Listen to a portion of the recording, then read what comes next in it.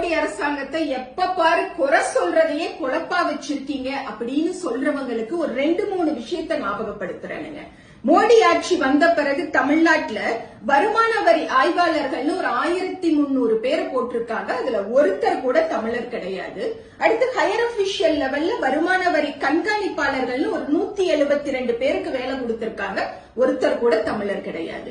SBI state bank of இந்தியால 1500 பேருக்கு வேலை போட்டிருக்காங்க. ஒருத்தர் கூட தமிழர் கிடையாது. சதர்ன் ரயில்வேஸ்ல திருச்சி கோட்டத்துல மட்டும் 1765 பேருக்கு வேலை கிடைச்சிருக்கு. ஆனா ஒருத்தர் கூட தமிழர் கிடையாது. திருச்சி பொன்மலை ரயில்வேஸ்ல கிட்டத்தட்ட 3800 பேருக்கு வேலை போட்டாங்க இல்லைங்களா? அதுல 80% மக்கள் வடக்க இருந்து வந்தவங்க தான். இது எல்லாத்த விட குரூப் டி எக்ஸாம்ல நம்ம தமிழர்களுடைய 2.5 லட்சம் அப்ளிகேஷன்ஸ் இந்த மோடி அரசாங்கம் ரிஜெக்ட் பண்ணிருக்காங்க.